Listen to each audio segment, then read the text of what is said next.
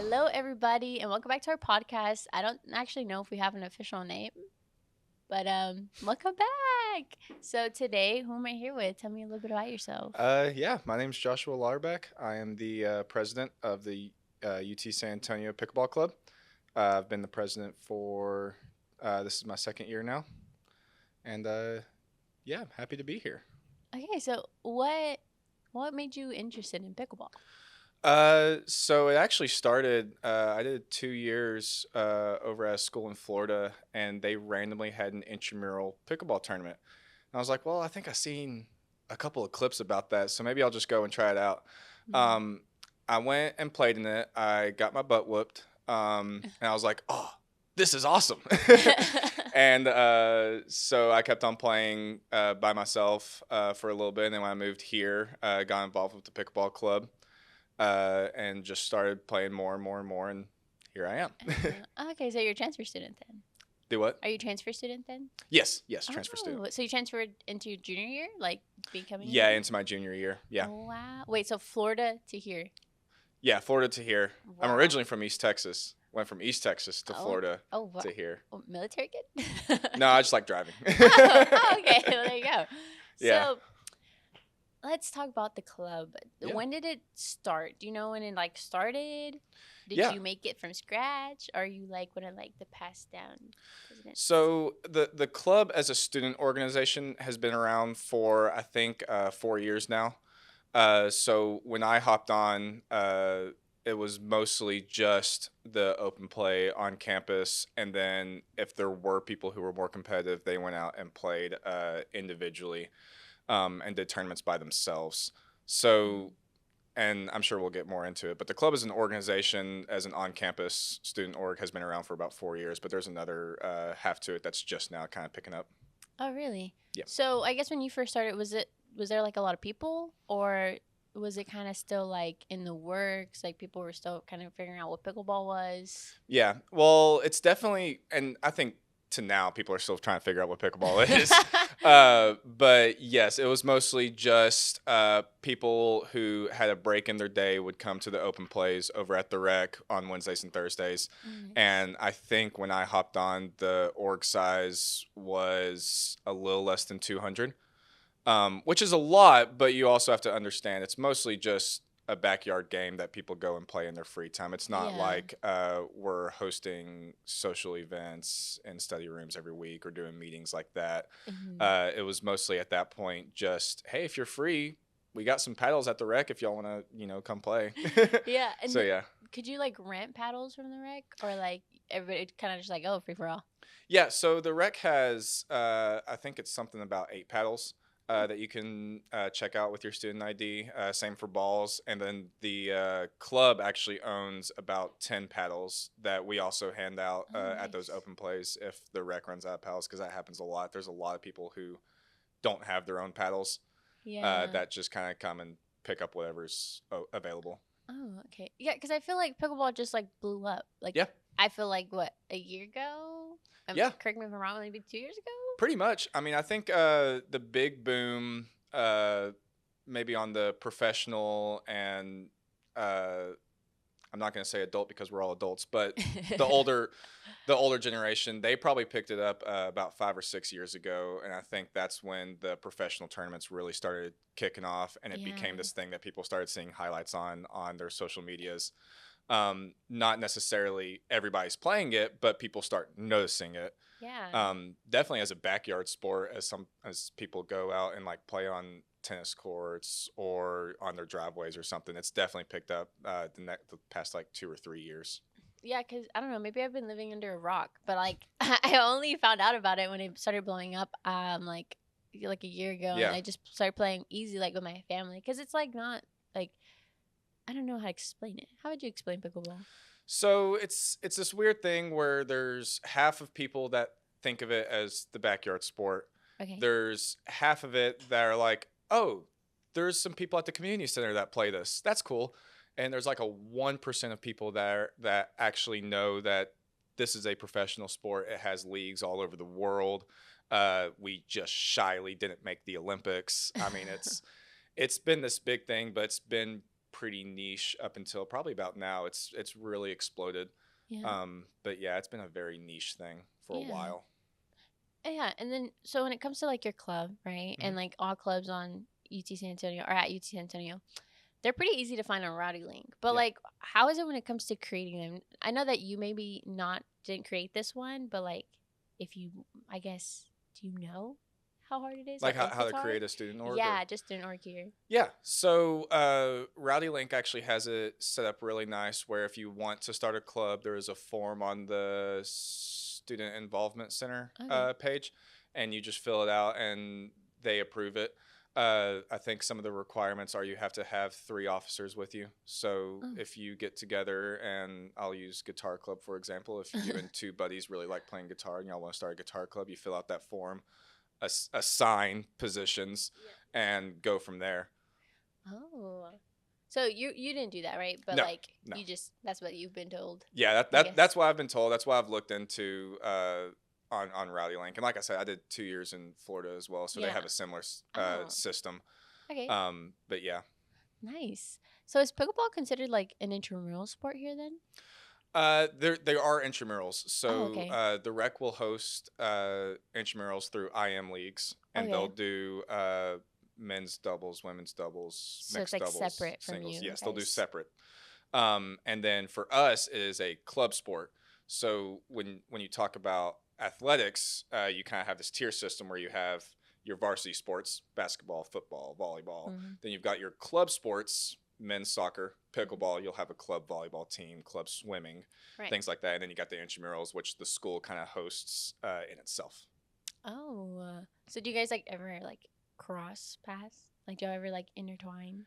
Yeah, so there was one year last year actually. The IM leagues got sent to the pickleball group me, Oh. which I had not known about. This was when I was first kind of starting out over here, so I had not gotten into the IM league system here. Mm-hmm. But we got that link and it got sent to the group me, and I remember talking to our athletic director, and he was like, "What did y'all do? There's too many people signed up now." I was like, I think the link got sent out in the group me, and sure enough, there was way too many people signed up for this tournament, Oh my goodness. and it was chaotic, but it was nice because me and the athletic director got to sit down and talk about how do we make this better in the future, which is where we got to the event separation, men's doubles, because I think Yeah. that year it was just doubles. It could be mixed, men's, women's, Oh, okay. whatever. But we actually got to sit down and talk about how do we make this better for the upcoming years. Yeah. So yeah, that leads me up to my next question of like how like so you have the club, right? And Mhm. then so you guys have games, right? Practices and tournaments. Like how does that all work? Yeah. So this is kind of where we get into how the club's structured. Yeah. So when I first hopped on, it was just the open play aspect. It was just Okay. the on-campus aspect as a student organization. But when I hopped on, one of the things that I wanted to help foster was the competitive aspect, because we have competitive players. We have players that really like to play, Yeah. but they weren't going out as at the time UTSA, or now UTSanAntonio. Mhm. They weren't able to go out and play under that name, under this school. Okay. So fostering that growth was something that when I hopped on, that was something that I really wanted to hit. So now we kind of have 2 sections where we have the on-campus student organization, and then we have the competitive team that goes out and Oh. does all of our tournaments. So we'll have our open play for Mhm. everybody on Wednesdays and Thursdays. And then now, just this year, we actually get to go use the facilities over at Chicken and Pickle and Epic Pickleball. Mhm. And we get to go send our competitive team out there for an hour or 2 hours a day to actually play at that higher level on really nice courts, and get some practice in that way. Oh, nice. So for like Wednesdays and Thursdays, you guys do it at the rec, I'm assuming? Mm-hmm. Yeah. Like in the afternoon or like Wednesdays 2:30 to 6, and then okay. Thursdays from 6 to 9. Oh, nice. So good time frame. Yeah, and so it's a wide time frame. So if you got a class at the beginning or end of it, Yeah. you come and go. Yeah. You're not required. Like if you're in the student organization, you're not required to go. Just Mhm. if you want to come, show up, have fun. Yeah. and it's a really, what's nice is that's really healthy environment. Everybody there just is there just for fun. There's not like an obligation to be there, so everybody's really friendly to play with and to talk to. Mm-hmm. But yeah, those happen on Wednesdays and Thursdays, and then Wednesday, Thursday, and Friday mornings, the Mm-hmm. competitive team will go out to the other facilities and Oh, have nice. we'll do either drills. We'll actually play some competitive format games. Wow. So when you guys play competitively, is it against each other or like just random people? So when we do the practices, it's against each other. We'll try to match up. So for the team format, you have two guys and two girls. Mm-hmm. We'll try to match them up together so that way they get play time with their partner that they're going to be playing at a Yeah. tournament. Um, and then past that, if there's new people that are trying to get into competitive play, we'll invite them on as well, and they'll kind of just mix around with Mm-hmm. whoever else is there. But yeah, it's just against ourselves. Yeah. So you think pickleball's kind of hitting that professional level now, like Yeah, up there with like you said right now, like golf and everything else? absolutely. Yeah, it gets weird, especially now with it having such an exponential growth. Yeah. As nice as it is to have exponential growth, there are limitations to it. It's Mm-hmm. really hard to keep up with that. When you have a linear growth, kind of such as golf has had, or tennis, when you have this linear growth and it might not be very steep, it's easy to build your infrastructure around that. It's easy to Mm-hmm. build your leagues, your format, your rules. Nice. Uh, Pickleball has had the issue of being exponential. So right now, there's I believe it's three main governing bodies of it. And this is one of the things that kept it from being in the Olympics because Oh, one of the regulations for the Olympics, and this is from my understanding from what I've read, okay. uh, one of the regulations with Olympics is that it has to be one governing body globally. So pickleball met the regulations for how many countries it's in, how Mm-hmm. many players actively play it. Is there a competitive rating? So pickleball has duper rating, and we can get into that. But it met all these other regulations, but there's so many governing bodies because it was this exponential growth track, and everybody was trying to figure it out all at the same Yeah. time, and they just wanted to get it done quick instead of build one governing body and have everything figured out and take the time over the course of a couple years to really iron out everything. Mm-hmm. So it's been interesting to see it in that aspect. So like the club competes in two or three different league tournaments. We're not Hmm. specifically doing just one. So like basketball just does NCAA tournaments. Yeah. Whereas we would do these leagues called Duper and NCPA and APP. Wow. So it's nice to have all these available, but there are limitations to it because now you're jumping between formats, and you gotta get all these different rules under your belt, and you gotta know it when you get on the court. Yeah. So it's definitely very interesting. So when it comes to like the club here Mhm. at UTSanAntonio, how many tournaments? Sorry, tournaments. What did I? I don't even know what I was about to say. How many tournaments do you guys do?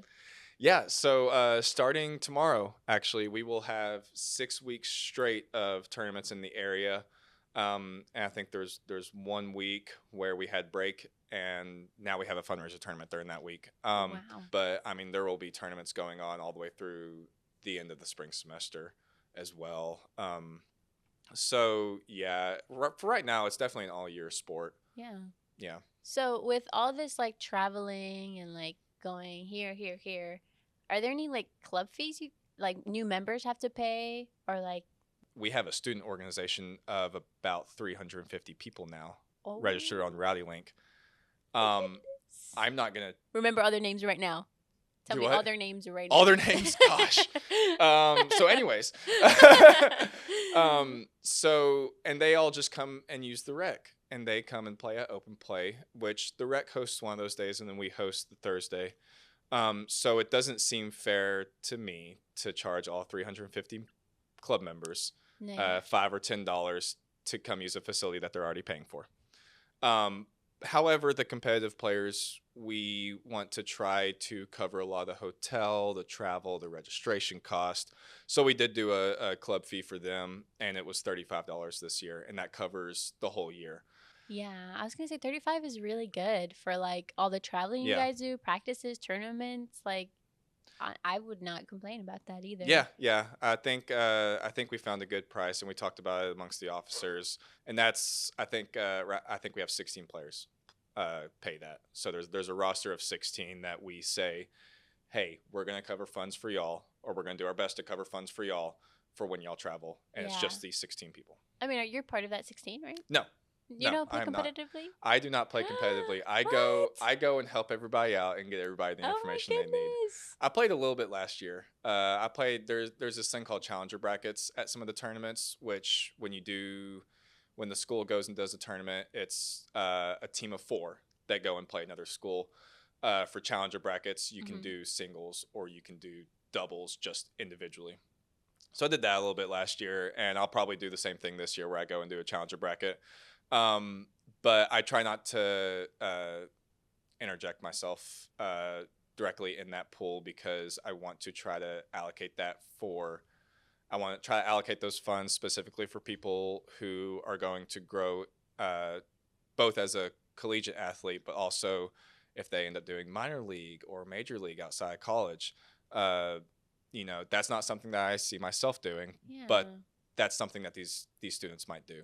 Oh, wait, that's so like, wow, you're such Well, a good okay. person. Now That's hang so on, wait a sweet. second. But I'm like, cause also you, not very good, so we'll but we'll like, also cover that. But but like, you came up with the idea to start Mhm. competitively playing, and then like you've grown it from what I've heard so far from Yeah, 2 years. Like, and then you don't even participate. But like, that's so like respectful, like respectable of you. Like, yeah, I wow, appreciate that. Yeah, someone to be the I try. president.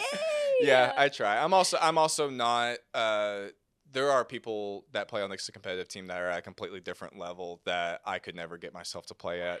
They play very Wow. well, and it would be absolutely absurd of me to try to put myself on their level because I am the duper rating goes from like I think it's 2 to 7 or 8. Mm. It's a really weird scale. I don't quite have my head wrapped around it, but It's and I okay, am me neither. yeah, I am a 3.5 at best. So I am still in the intermediate section Oh, as really? far as pickleball athletes go. So I try not to interject myself. I try not to coach a whole lot because the reality of it is that some of these players that are 4.0, 4.5, Hmm. they have more experience and know a lot more about how to play than I do. What I provide Wow. is let's get the structure down. Let's get a direction. Hmm. Wow. Yeah. Okay, so, wait, so do you guys have coaches then? Like, or y'all just self coach each other, Mostly self basically? coaching. We've been looking at trying to get a coach. It's really weird when you are still organized under the school and having a coach because, from my understanding, I don't think a club sport can pay a coach.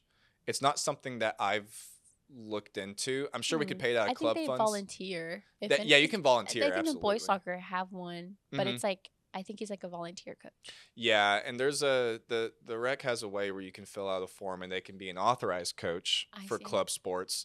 Um, it's not something that I have looked very deep into besides the fact that it's a possibility. So would you say because there's a bunch of clubs here, Yeah. but I guess like sport Hmm. clubs, I feel like most of them go towards like competitive. Right. But do you think there's like I mean, for you, there is a middle ground, right? Hmm. You do both. Yeah. But do you think they lean more towards like happy, friendly, or more like competitive? Let's get aggressive. Yeah. It definitely depends on how the club is structured. So I Okay. think from my experience, I think like soccer and volleyball, they will focus more on a higher level of play. Mm-hmm. Um, but the way we got lucky, and pickleball being a very popular backyard sport Mm-hmm. really helps foster the open play and the public aspect of it. Yeah. And then with it also being a very niche thing, you also have a smaller group of competitive players that play at that higher level. And so our officer tree is actually structured in a way where some of the officers are directly responsible with on-campus facilitation, Okay. being at the open plays. That's where like our social media coordinator falls under. That's where our representatives fall under. Oh. They focus with the on-campus stuff and fostering growth at the rec and doing the tabling events. And then we have the other half of the officers, Uh-huh. so a facilities coordinator, a director of outreach, that are more so focused on the competitive aspect, getting us connections with other facilities, with other Mhm. companies. We have gotten players sponsored by pickleball companies and free gear, and yeah, What? That's because amazing. because we have people who are specifically contacting these companies, and that is their Yeah. job. Oh my Uh, gosh. They better go into public relations or something. yeah, I something mean, like that. they're Yeah, really good yeah, at it. Oh, wow, that's crazy. So yeah. y'all have like D1 players right now? If we were to be an NCAA sport and we were competing at that level, yes, we would What? have a couple players that could play D1.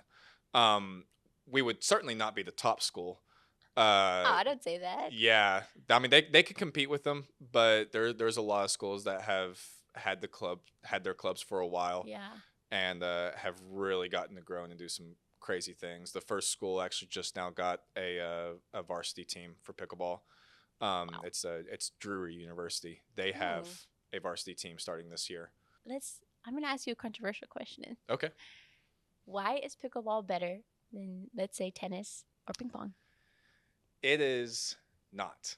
Coming Um, from it's the president well, himself. okay. Uh, I'm just kidding. the interesting thing with pickleball, and I have made this argument to other pickleball players, Oh. is the people who are coming and playing professional pickleball are the tennis people that don't want to play tennis anymore.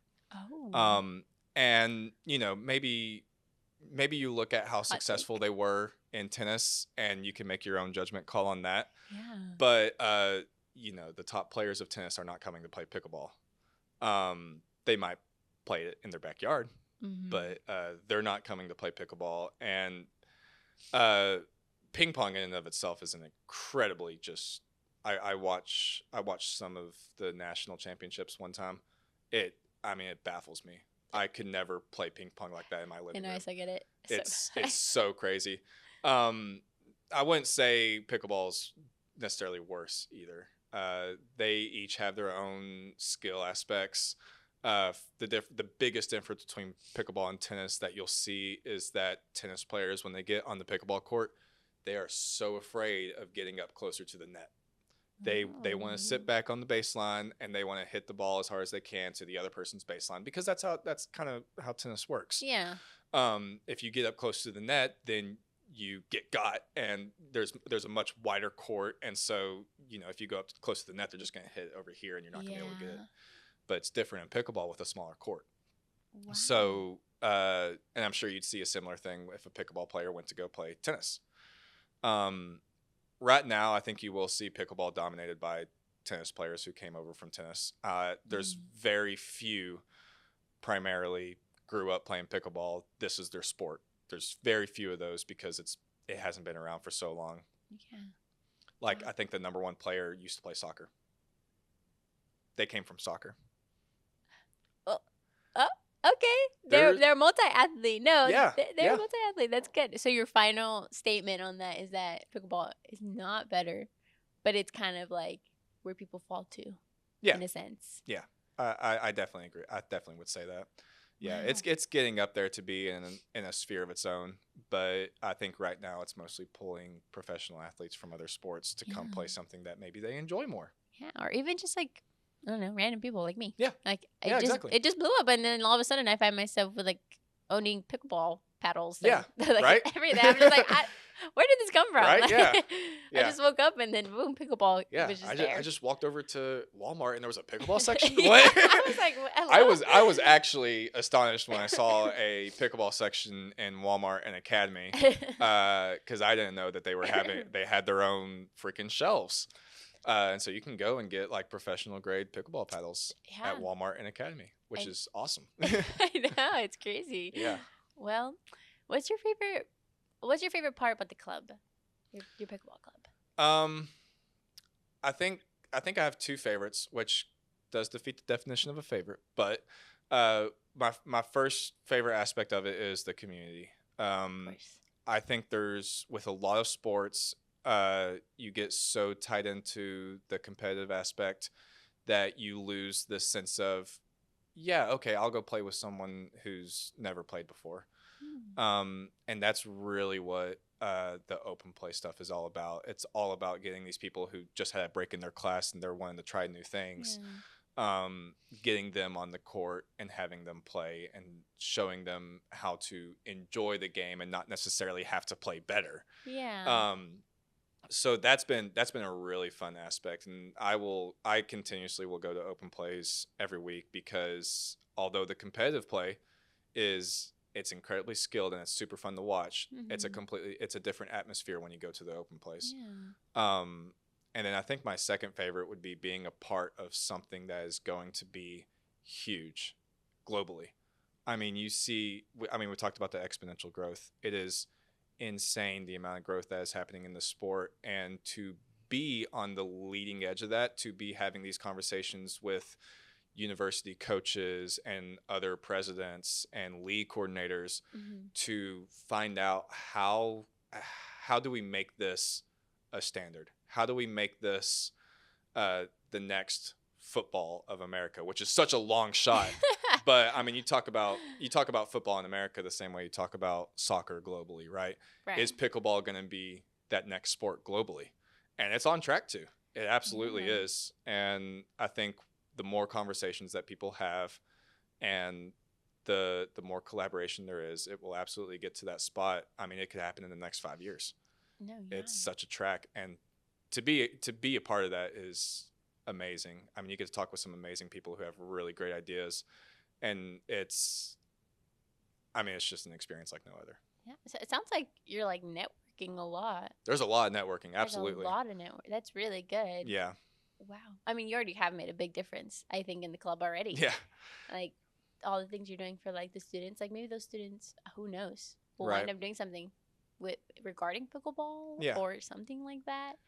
Either way, I think you're giving them a great opportunity, and that's kind of the goal. That's the goal, is to keep it growing. I don't know what the numbers are for other organizations, but I would confidently say that we are one of the largest as far as sports go. I mean, you have Voices, and you couldn't possibly match their numbers, but as far as club sports go, we probably have one of the largest organizations, and it's because it's structured that way. It's structured to grow. It's not structured to just play at a certain skill level. Yeah, that's what I was gonna like ask as well as like you have a lot of people already involved. How do you like recruit more, or do they just kind of come up to you and be like, "Hey"? It's crazy. They come up to us. I get so with Rowdy Link as an officer, you get notifications whenever somebody requests to join. I'm constantly approving people into the Rowdy Link. Yeah. It is something that people are finding themselves, and sure, we want to do these tabling events, and that will absolutely help the growth. But the fact that we haven't done a single tabling event since we've been around, and there's still people finding us, and it's such a crazy thing, because I don't think any organization would ever say that is a popular thing with them. Like if you're joining the soccer club, it's because you've played soccer, right? But pickleball club, it's people who've never played before, and yet somehow they are finding their way over onto the courts. That's so true. Wow, and y'all don't even table. So wow, so you don't really recruit. They just kind of be like, they just go up to you. Yeah, it's so bizarre. I don't know what goes through other people's heads. I don't know how they come up. I don't know how they find it. Maybe they were like me and they saw a clip on Instagram and were like, oh, I gotta try that out. I mean, maybe that's what it is. And also I think about pickleball, like there's no like pressure. No. Like it's a free for all. Like you don't have to have this skill. Like when it comes maybe to like volleyball and soccer. Right. It's just like anybody can play pickleball. Exactly. Like it's not something you have to be naturally good at or born with. Yeah. Yeah. It started as a backyard game, and there will always be that backyard game aspect. Yeah. There will always be set up a sheet of plywood in the middle of your driveway and hit a ball over it. It will always have that aspect to it, and that I hope that never dies out. I hope that we never lose that, because that will be the downfall of the sport. I mean, you see football in America, it's because you can go around your backyard and throw a football. Yeah. Soccer globally, it's because you can go in your backyard and kick a soccer ball around. The less popular sports, they don't have that backyard aspect to them. Yeah, and I think that's hard to find in sports. It's like a sense of comfort, and I feel like pickleball is very comforting. Absolutely. Like, hey, you know what? We're just here to have fun. Yeah, exactly. We're just here to play. Yeah, it's like Bago at your neighborhood meetup. Somebody brings cornhole boards, and y'all have a get together, random cornhole tournament. Yeah. Which and it's the same thing with pickleball. Wow. Okay. Well, earlier I had asked you, like, what is pickleball? But let's say it was somebody maybe that, like, literally had no idea, like, or wants to join, like, and you would be the president and everything. I guess, like, in a sentence or two, how would you, like, explain it to them? Like, this is what pickleball is. This is what we are.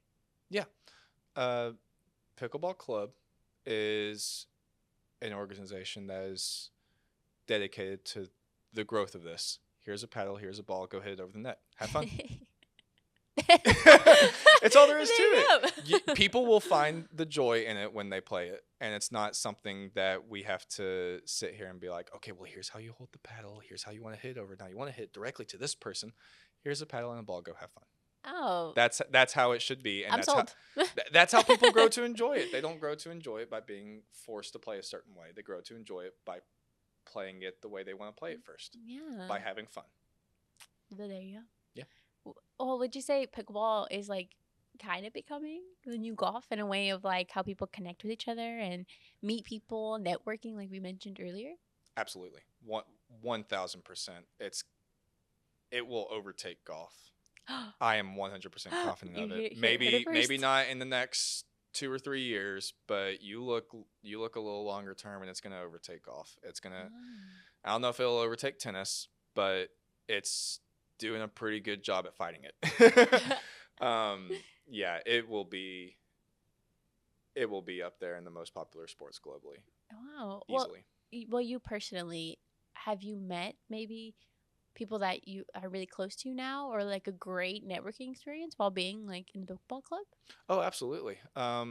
So I'm from, when we talked about the satellite school, A&M Texarkana. Mm-hmm. That's where I'm from. They have started city pickleball clubs there, and the school is starting a pickleball club as well.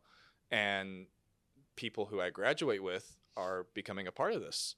And so I get to talk with one of the people that I was in high school band with about growing the pickleball community in Texarkana.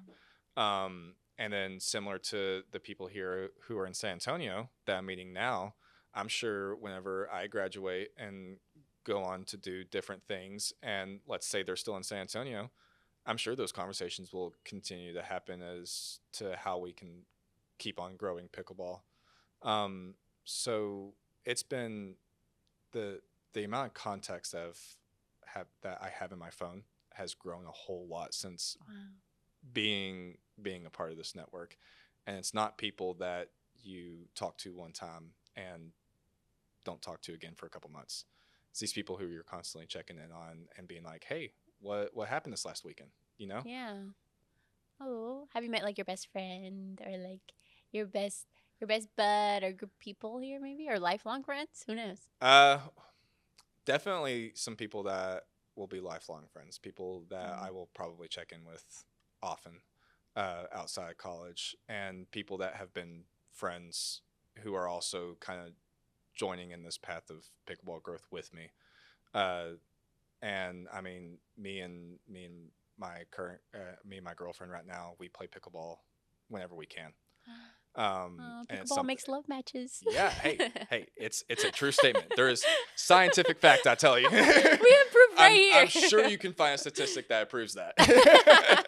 Yeah, but no, I mean, and that's and we keep on coming back to the backyard aspect. It's something that you can go out and play with your significant other, your best friend, your mom or dad, maybe your grandparents. Be safe. I heard that pickleball started with, like, elderly people.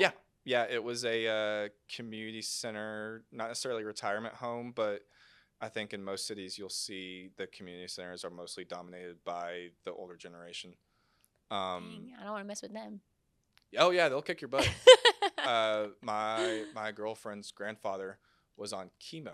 Oh, he was fighting cancer. Oh wow! And we went out and played pickleball with him, and he freaking killed us on chemo. Oh my goodness! I was like, okay, so this is where I say that I'm not going to play competitive pickleball.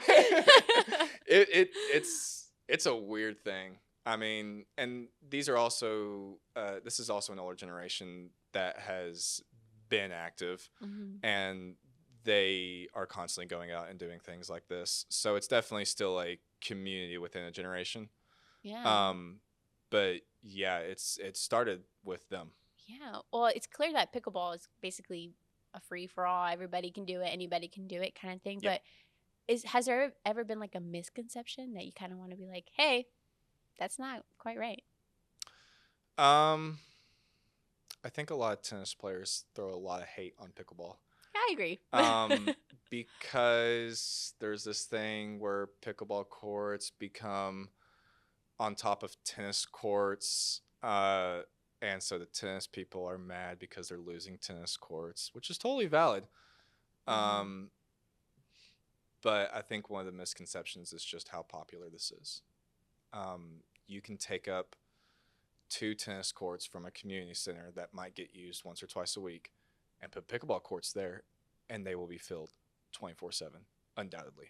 It happened in Texarkana. The community center in Texarkana laid down 6 pickleball courts in place of 4 tennis courts. They still have 2 tennis courts. Hmm. They're not used. Wow. The 6 pickleball courts, however, completely cramped packed. They had to instantly figure out an open play system, like a rotational system, Oh my because there's so many goodness. people out there all the time. Yeah. And so, not not to say that tennis people, why are you angry?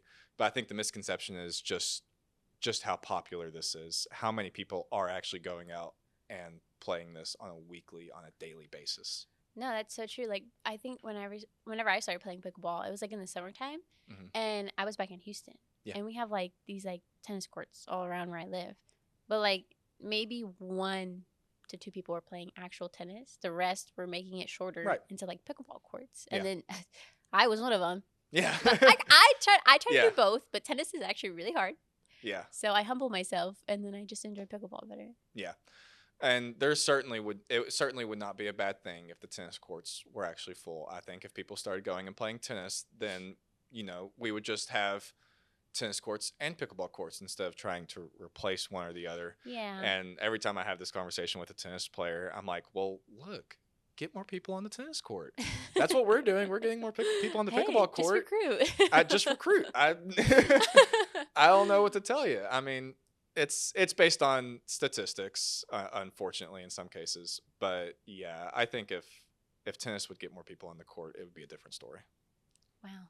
So basically, pickleball rules all. Pickleball is superior. Pickleball is just the best. Those words never came out of my mouth, but she got it herself. She came to that conclusion herself without me having to say that. So do with that as you will. Oh my goodness. Well, you know what? Yes. You know what? Yes. Wow. So pickleball has brought a lot, I guess, to Absolutely. everything, everybody. Hopefully, the whole world. Will Yeah. it become the next soccer globally? Who knows? It could. It It could. absolutely could. Wow. Well, I guess. Let's see. I guess kind of long term thinking. Mhm. Do you think, you've seen the people in your club? Do you think pickleball kind of helps them even in school, like academically, like kind of like a stress reliever, but helps Yeah. them better in their academics in a sense? Yeah. I think they, especially when you're in school, you should always have a hobby. Yeah. You should have something that you can go and do and not stress out about your requirements Mm-hmm. and your obligations, which assignments and exams. And I mean, schools know this.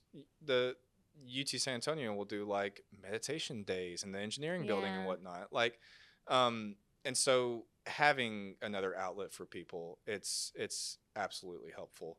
And I think I would say that most students probably have a hobby of some sort, whether it's a sport, whether it's gaming, Yeah. anything, where you don't have a requirement, you don't have an obligation to do. Yeah. Take a load off. Yeah, Kinda. exactly. Wow. That's my hobby. Going to the gym? I haven't done that though. I don't know if I have a hobby. Can I pick up pickleball? Yeah.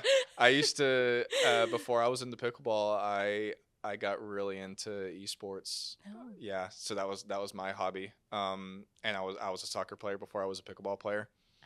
So Hey, me too. Well, I'm not a pickleball player, but I play soccer. yeah, So yeah, there you go. Are we gonna be the next like champions? Like that one player you have?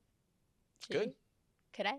Should I? No. Yeah, you should. You should go for it. Hey, you didn't even try to recruit me. I'm just like, hey.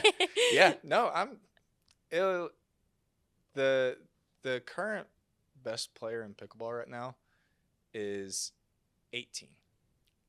Yeah, I'm 20, so it- they got that. Yeah, you know? exactly. It's doable. It's by all means doable, Mhm. but it's so crazy. This 18-year-old female has been on Forbes and has been winning triple crowns, and it's like, how in the world do you ever get to a point like that?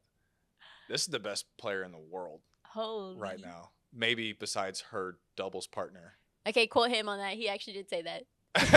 I did say that. That I think is a fact. I would say that is a fact. But yeah, it's weird because you got these young people that are dominating, but you've also got these old people, the older generation that's right behind them. And so to see that kind of diversity on a competitive field, because with like with soccer and the NFL, you have age outs. You know, past a certain age, you're going to retire. Whether that is forced by the league or whether that's the decision that you made. There's an age out. There's not an age out with pickleball. There are people who are 18. There's people who are 50 competing at the same tournament. Or even older. Or even older, yeah. I mean, there are the fun things about these tournaments, especially when you get the really big ones that might happen in Dallas or LA. They will have different brackets in the tournament. So you will have a main draw professional bracket that will have the top 64 people in the nation. Wow. But then you also have these other brackets that happen throughout the weekend, where you'll have, you know, maybe age 50 to 65, 3.5 players come and play. And so when you get that kind of like specific brackets, it makes it a lot more enjoyable to go play a tournament when you're not at that top 64 spot. So what I tell a lot of the players, even if they're wanting to get into competitive play, even if they're not on that roster of 16 that we have, to go to these big tournaments and play a challenger bracket. They're called challenger brackets. Go play doubles, go play singles, and feel it out. See how you do. Play. I mean, I think NCPA has a bracket that's specifically for like 2.5 to 3.5, very low level beginners. And so to get more people into the competitive aspect of it, that's how you do it. You tell these people, hey, here's a bracket specifically for you. This is your age group. This is your skill level. Yeah. These are the people that you should start playing with, and then work your way up from there. Yeah. Wow. A lot of information. So A lot of information. with all this information, let's kind of change the pace. Let's feel something heartfelt. So what is something like a meaningful skill or lesson or just anything meaningful that you've learned or you've gotten from, you know, being in the pickleball club? Yeah. Well, I think we've already kind of established that networking is a huge thing, and being able to talk with people and not just have a conversation with someone like we are, but maybe have a conversation in the corporate setting, have a conversation on the court, have these different kind of feeling conversations. And that's something that you'll learn being in charge of anything. If you're in charge of a design project for engineering, you'll learn how to have conversations with people in different ways. So networking in that aspect has been a huge, it's been something that I've been learning a lot as I've been a part of this. I have one more question for you. Yeah. And even though we kind of touched based on it a little bit, just if you had to, make your best pitch as to why pickleball should be an official D1 sport here. And I know you didn't say that you would favorite them, but why would UTSA Roadrunners be like the best at it? Well, let's start on the first page. It makes for great highlight clips. I mean, ESPN, if you see ESPN's top 10, there are a bunch of highlight clips. If a school wants to get a highlight clip on a national recognized network, pickleball. You will absolutely get recognition doing that. And then there is so much money in it. The amount of clubs that are able to open their facilities and run things. When you talk about a sport that has to benefit a school, one of the things that you have to talk about is money. You just have to talk about it. And I don't think schools realize that the attendance, the event partnerships, there are a lot of benefits to it. And you have some really popular brands like Adidas and Nike and people that are partnering with these pickleball leagues and tournaments. And so to say that, there's not a practical benefit for the school is a bad argument. So it's financially beneficial. It gets you a whole lot of street cred, let's say, because there are so many highlight clips that float around on the national level. There is so much student involvement. I mean, to say that your school is promoting pickleball is a big statement right now. Yeah. And there are people who will see that and use that as a deciding factor to go to one school versus the other. If you're looking at D1 schools, and if you're like me and you wanted to see what club activities they have outside of let me go take an exam every single week, that having a pickleball club will be a deciding factor. The same way, 5 years ago we talked about esports being a deciding factor. Yeah. And so, I mean, with those three things as a whole, there should already be a much stronger argument for having pickleball on the NCAA on the collegiate level. Yeah, I mean, and like you said, one of your best players, she's 18 years old. Mm-hmm. Yeah. So that's reason number one why we'd be why UTSA would be the best. It is this generation. It is this generation that is playing it, that is going pro, and it needs to be looked at a whole lot more than it is right now. Yeah. Well, this was a great conversation. Yeah. Do you have any final remarks for maybe like the viewers or for people or just everybody? I've said it once, I'll say it again. Get a paddle and a ball and go play. It's that simple. Wow. It is absolutely that simple. Wow. Can we get that quoted? That's a great quote. Yeah, quoted. We'll put it on a banner in the hallway down below. We're gonna put that around. I'll go hang it up in the rec. There you go. Now you're gonna start recruiting people. Yeah, there you go. There's the recruiting. Okay. Yeah. Well, thank you so much. Do you have anything, guys? Anybody? Back crew? Great. We good? Cool. Okay. Well, we're gonna say bye to the cameras. Awesome. Thank you. Thank y'all for having me. Thank you so much.